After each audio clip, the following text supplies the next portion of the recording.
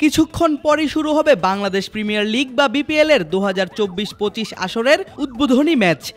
তার আগেই উত্তাল হলো মিরপুরের শেরেবাংলা ক্রিকেট স্টেডিয়াম, সেটিও আবার ম্যাচের টিকিটের দাবিতে। শুধুমাত্র স্লোগান কিংবা চিৎকার করেই ক্ষান্ত হয়নি আন্দোলনকারীরা, গেট ভেঙে চেষ্টা করে স্টেডিয়ামের ভেতরে প্রবেশ করার। 30 ডিসেম্বর বেলা 1:30টায় মাঠে নামার কথা গত আসরের চ্যাম্পিয়ন তামিম ইকবালের দল ফরচুন বরিশালের। তাদের প্রতিপক্ষ হিসেবে প্রথম ম্যাচ খেলবে দুর্বার রাজশাহী। কিন্তু স্টেডিয়ামের 2 নম্বর গেট দিয়ে যখন রাজশাহী চেষ্টা করে মাঠে ঢুকার, তখন উত্তেজিত জনতার বাধার সম্মুখীন হয় দলকে বহনকারী টিম বাস। বাধ্য হয়ে ঢুকতে হয় 4 নম্বর গেট দিয়ে। এমনকি ভাঙচুর করার চেষ্টা করা হয় খুলনা টাইগার্সের অধিনায়ক মেহেদী হাসান মিরাজের ব্যক্তিগত গাড়িও।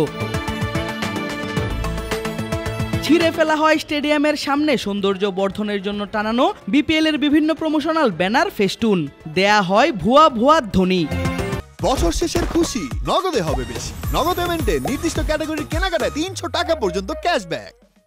নিরাপত্তার দায়িত্বে থাকা পুলিশ এবং আনসার কর্মীরা বারবার চেষ্টা করেও ব্যর্থ হচ্ছিলেন উত্তাল দর্শকদের সামলাতে। শেষমেশ সসজ্জিত সেনাবাহিনীর বেশ কয়েকটি দল আসলে কিছুটা পিছু হটেন টিকেটের দাবিতে আন্দোলনকারীরা।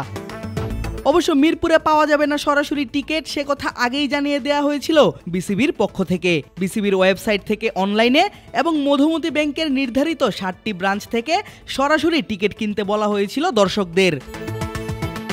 যদিও এমন ঘোষণার পর থেকেই দর্শকদের মনে দেখা দিয়েছিল বিরূপ প্রতিক্রিয়া। সবাই চাইছিলেন স্টেডিয়ামের টিকিট বুথ থেকেই যেন ক্রয় করা যায় টিকিট। সেই ব্যবস্থা না থাকার ফলেই যে আজকের ম্যাচের আগে এমন অরাজক পরিস্থিতি, তা আর আলাদা করে বলার অপেক্ষা রাখে না।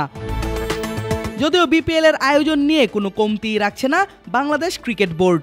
খেলা দেখতে আসা দর্শকদের জন্য বিনামূল্যে পানের ব্যবস্থা রাখা, পরিবেশ বিষয়ে জনসচেতনতা তৈরি করতে টসের সময় অধিনায়কদের জন্য গাছ উপহার হিসেবে রাখা থেকে শুরু করে নানা অভিনব ব্যবস্থা গ্রহণ করেছে বিপিএল আয়োজকরা। আদিব আশরাফ, ক্রিক ফ্রেন্জি।